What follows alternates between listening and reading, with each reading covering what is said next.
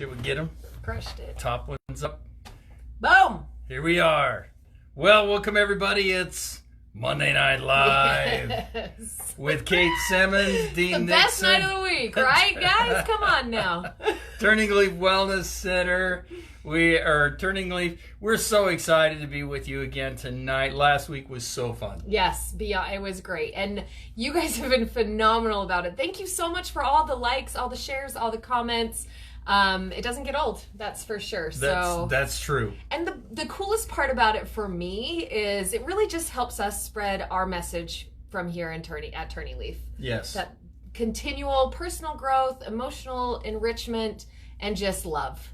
So we're grateful for everything that you do to help us spread that message. Yes, thank you for liking and sharing. Thank you for your comments, your feedback. Mm-hmm. You guys are awesome. Thank you for the thumbs up. Yeah, Jackie. Yeah, super stoked. Well, tonight I'm excited. Kate came back from Mumford & Sons. Yeah, check out my cool shirt. Her cool swaggy shirt. I'm gonna get it up here so this one can see it. Hey-o. Had to wear it. Makes me feel cool. So she was out last week. Well, not weekend. Out. Weekend. Yeah. She was out for the weekend. Forgive me. Mm-hmm. And had a great time up there. And so it was fun to, as we've been sitting here talking, to really get connected with communication and some of the pieces that we need to do better at in communication. You, Kate, was thinking, you know what, we really need to just address this issue tonight. Yes. And the other cool part about it is that it's come up in some coaching sessions along the way as well. Always. As of recent, right? Which is pretty much every coaching session. Right. Because it is about communication. And that is the piece that we have to remember is in relationships are really built around communication. And some relationships don't have a ton of communication in them. And some have too much communication in them. And so it's a process of figuring out how to communicate. And I think that's the interesting thing for me is as I sit down with clients through the years is the varying backgrounds of people's capacity to have powerful conversations. Yes. Oh, I love that you said powerful and not difficult, because that's what I said. I'm like, let's talk about having difficult conversations tonight. I love the word powerful even more. Yes. And a lot of it comes from our mentoring or the modeling as we were growing up. And a lot of times in the homes, we have families that aren't the most demonstrative or touchy-feely, but they're also not very communicative. Right. And they're not spending a lot of time in a communication mode and or talking. So people come out of that. They find the partner or person that they want to be with for the rest of their lives. And then they struggle because it hasn't really been taught to them how to communicate. Mm-hmm. And or even in trying to develop all sorts of different layers of relationship. Because there's going to be powerful conversations that need to happen and through many different layers of your different relationships, right? Yeah. So if you don't learn a skill about how to like push through that anxiety and that uncomfortableness, we're always saying that, right? Like get comfortable being uncomfortable because that's where the growth happens. Right. But it's hard and it's a scary piece of being a human. So even, I know for me, like there's probably been a number of relationships that I've had that didn't go as well because I wasn't able to have those powerful conversations as effectively as we're going to talk about creating skills tonight to be able to do that. Yes, that's our goal is tonight is to really help develop more of a skill set and to really help communication grow. One of the biggest issues, and we were talking about this earlier, one of the biggest issues that we have is we are so afraid of that vulnerability. We're so afraid of really opening up and allowing somebody to hear us or to see us or to have a conversation. Either number one, because we don't feel confident in conversing. Number two, the vulnerability of it. Number three, we've been hurt communicating in the past. We've had people take things we've said and throw them in our face or burn us with them. And so there's a lot of reasons why we have a struggle in doing it. But what I find, and we talk a lot about this in our seminars, we talk a lot about this in our workshops, is we have this inherent fear of being wrong. Right. Right and wrong. Right That's and wrong. perfect. And we do. We have this inherent fear of being wrong. And so if I open up and I'm vulnerable and I get hurt, then I feel wrong. If I share something with you and you beat me up with it later, I'm wrong. If I don't communicate well and I get walked over or ignored or people don't understand me, I'm wrong. So all of these fears of being wrong really cause us to not want to open up, to really not want to communicate with people. And sometimes the fear of being wrong, the fear of being wrong can be very, very challenging for people. Absolutely. Or if I bring this up in conversation, then they may have like a bucket full of ammunition to just come right back at me with, right? And then I've lost my powerful stance of like, let's fix this. That's one of my favorite ones is people are like, oh no, I don't want to confront them on that because then I'm going to get nailed with all of my stuff. And that's understandable. That's understandable. So our goal is to move away from this right and wrong thinking and to open up a dialogue where we can converse and we can really create a powerful conversation away from it. So what I like to do is I like to kind of create buckets. And I always remember when my mother was teaching me how to do laundry as a kid, because she was always afraid that I was going to turn all the whites pink. Yes, of course. Right? I think every parent worries about that. So I remember as she was teaching me to sort laundry, and she was always talking about different piles and making sure that you put it in different piles. And it's such a powerful tool in communication is if we can put things in boxes or buckets or piles. Like what? So give us an example, because I'm really wanting to love this analogy. So when we're communicating with people, we want to break things down to 3 things. And this really struck me today as I was working with a family of this is probably something more people need to hear about. And so I wanted to be able to share that today. So we have 3 different buckets that I like to work through when working with families and working with people, working through issues. And the first one is goals. Okay. The second is problems. And the third is issues. So those become our 3 buckets as we're working to communicate. So we ask ourselves and we ask the group or whoever we're working with, is this a goal? Is this an issue, a problem, or is this an issue? So if you're feeling like, okay, there's obviously something that needs to happen, I need to have this conversation, you're suggesting that we break it down into one of those 3 areas, because there's probably a different, I'm guessing because I know the way that Dean works with these. One of his skills is to be able to like chunk things up like this, and I think that's super cool, by the way, a skill that you have. You're welcome. I appreciate that. But so there's probably going to be a different tactic in the communication process depending on which bucket we feel that this goes into. Yeah, exactly. Exactly. And it simplifies things. So for example, if I'm sitting down and we're having, let's say the dishes need to be done at home. Okay. And so what I need to ask myself is this, the dishes need to be done. We need to make sure they're getting done. Is that a goal? Is that my goal? My goal is to make sure the dish is done. Is it an issue? Well, that doesn't really fit. It's not really an issue. Or is it a problem? Well, we've had problems, but it's not really a problem. So it's a goal. So now as I sit down with the family, I say to the family, hey, let's set a goal to get the dishes done in the home. What do we need to do as a team to get these dishes done? Now I don't have to come in and say, you know what? The dishes should be done all the time, and I'm the only one that ever does them. I'm the only one that does them. Here's the chore chart, and da-da-da-da-da. But now I'm creating an inclusive situation. Now let's say that I've got a situation at work where employees are being disrespectful to other employees. So is that a goal? No. Not really. Is that a problem? Yes. Is that an issue? Absolutely, it's an issue. And so now it can be either a problem or an issue. But let's say for this example, it's an issue. So now what I'm going to do is I'm going to pull the team together and say, hey, look, we have an issue that we need to work on as a group. and the issue is that we've got some disrespect going on in the community or in the environment. When we get into the difference between a problem and an issue, is an issue is going. Did you read my mind? I think you just read my mind, because I'm like, okay, I'm gonna need a definition about the difference between a problem and an issue. Okay. So a problem and an issue. So the difference between a problem and an issue, a problem is more like something that's continually happening, but it's not directed at a specific person. Now, granted, if people are being disrespectful to a person, that is an issue because it's directed at a person. But then, I'm so sorry to interrupt you.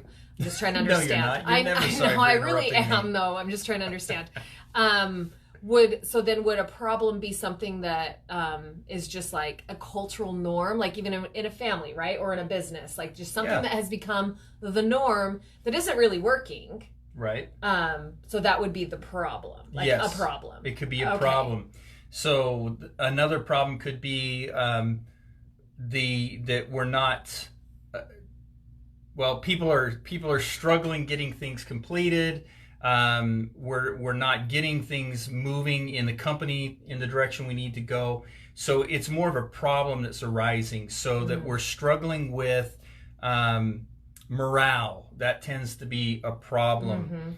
But an issue is different than a problem. Yes. Okay. So then how would you define an issue if we just defined the problem? Well, the issue, again, like I said, is going to be more of a personal thing. So if I have an issue with you, if I have an issue with that person, so like I was saying, if people are being disrespectful to an employee, then there's obviously an issue there. So an issue would be conflict. It could be conflict. Like it's going to create conflict. That's what I'm kind of seeing in my head. Yeah, right? It potentially could be.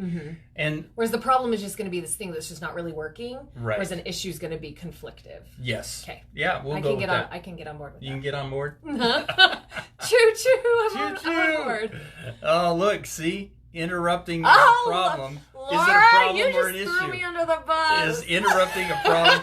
Thank you, Laura. That would be an issue. Girl. Interrupting is an issue and not necessarily a problem. If it goes on and on and on unchecked, it could become a problem. Right. Yes. Okay. All right. I love all these hearts, everybody. Thanks, guys. Thank you. So, yes. So does that make sense? So what we're trying to do by breaking these into these separate things is we're trying to create and simplify so that when we're sitting down, well, thank you, Laura. We got people commenting. I apologize. I had to read it. It's hilarious. So Laura said, we'll check her. We'll check her. We'll keep Kate in check. Yes. So the key is to really work to create and simplify it in our heads so that when we're approaching the issue, we're not making the person the problem. And that's one of the biggest issues that we run into when we are doing, when we're playing this right or wrong in our heads, we're making either ourselves are the problem or the other person is the problem, rather than really making the problem the problem. Right. So if we can break it down into these simple buckets, now we can really simplify it. Okay, is this a goal that we're setting? My goal is to make sure this is happening.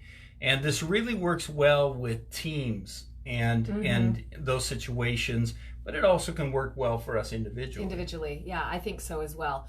And just the thought that I'm having too is oftentimes in our family support group that we do every Monday night, 5:30, shameless plug for that one. We just had a great session, by the way. It was super fun, super, super awesome group work that was happening. A lot of good people in there. But that's often what happens is that we create this us versus them mentality, right? Yep. And that doesn't really ever solve anything. It just makes more of a chasm. But if it can be a we, and we're targeting the situation and not the human, right? Like it's not like I say this all the time when I'm working with parents that have really difficult kids that have really hard behaviors, like and we go over like their child's strengths, because they've got a cool kid, right? Like their kid is amazing, is an amazing human. They just do things that don't really gel in the house, right? So the child isn't the problem, the person isn't the problem, your significant other isn't the problem, your friend isn't the problem, your boss isn't the problem. The problem is the problem. Right. Yeah. And that's the great thing, is even in this tool with those kids, when you're having those discussions with the parents, you can sit down. Is this a goal? Is this a problem, or is this an issue? And with that child, so each of those things, we're identifying movement forward, and we're not identifying the person. And that's really a healthy thing. Yeah, I love it too. And then you can come together collectively and just have a conversation about the best way to problem solve it, right? Like come up with a creative solution. How are we going to make this work? Yes. Yeah. The other thing that's important using this in our skill set or in our coping mechanisms, this communication piece, is it helps us stay out of the other conflict in the weeds, so to speak, as I like to put it. Because we tend to get off into the weeds of, well, I get defensive because you're telling me that I'm bad, you're telling me that I'm wrong. No, this is where we're solving the problem. So here's the issue, here's the problem, here's the goal. And that's what I really want to clarify, because a lot of times I see people approach items that they need to be different, but in what we try to do is we gather all this evidence, right? It's like, oh, okay, I've got to have this conflictive conversation. I've got to sit down and tell Kate all these things. And here's the problem, Kate. And you did this, you did this, you did this, you did this, you did this. Where I could actually solve that by just saying, hey, what's the goal here? So the goal is, well, for us to get along. Okay, well, what are some of the issues, or what are some of the problems that are getting in the way of us getting along? Because if I can start with what's the goal, that's the important thing. If I can start with what is the goal, and that's what I encourage people to start with, is what is the goal? And if we can go from there, then that will tell us what our problems are and where the issues are. And so if I can use them to help me kind of break that down, even if I'm going into a conversation with my child, what's the goal? Well, the goal is to help my child keep their room clean. And the goal is that the child's room is clean. But that's not what we do. We go in the room and we're like, your room is filthy. Your room is disgusting. What is wrong with you? What is wrong with you? Why can't you keep it clean? I've asked you 7 times, and now we're in this big conflict. Yeah. If you don't respect it, I'm just going to take it away. I'm going to put it in bags and take it away. Yeah, until you're in a bag. I can't tell you how many times. OMG. Oh my gosh. Bags of clothes in the hallway. That's one of the biggest things I've seen through the years. But here's the point. If I go to the child and I say to the child, hey, can we set a goal to have your room clean? Now the child's like, yes, yeah, I can see where that would be important. They're not defensive. We're just setting a goal. And then I can ask them, okay, well, what are some of the problems you see in keeping your room clean? Now they start laying those things out. Yeah. Now they go, well, I got this, and this. Now I may not even get to issues because it may not even go that far. Right, it could self-correct. But it could self-correct. So it's just a really good tool in moving people forward. But if we start with what is our goal, getting everybody bought in, it moves us forward quicker. And I think too, like the goal of that, the goal of finding the goal is like common for everybody, right? Like the goal can't be like, I want you to blah, right? That's not a consensus. That's not a joined fact to create that goal. That's me putting my will and my force on the other person in the relationship. So coming together and be like, all right, we got this space. What's our goal with this space? Right. And I think a lot of times with parents, we don't recognize that we can include our children in the solution. Sometimes we as parents, we feel like under pressure, either pressure of time, I don't have enough time to deal with this, or, well, I'm the parent, I should be this. Right. You know, maybe you got mom on the phone going, hey, you need to do, or whatever. But we don't recognize, I'm more powerful when I include my children in the solution rather than going in and telling them what to do or how to do it. Absolutely. Well, the end result is also more powerful. Right. And we, again, 19 minutes. It goes quick. So, again, so do this week. Have a powerful conversation. Yes. Check in. Tell us how it went. So thank you, everybody, for tuning in. Thank you for liking and sharing our videos. We're so grateful. A lot of comments coming in. We got some sassy ladies happening over here on this one. Out in Michigan. I love it. Michigan's out of control tonight. Michigan's got a lot of sass tonight. Michigan's out of control. All right. Thank you, everybody, for tuning in. Please, again, like and share videos, comments. check in with us. Keep us posted on how you're all doing. We sure love and appreciate you. Have a great week. Have a great weekend. See you next Monday Night Live. All right. I'm going high. Okay, I'll go low.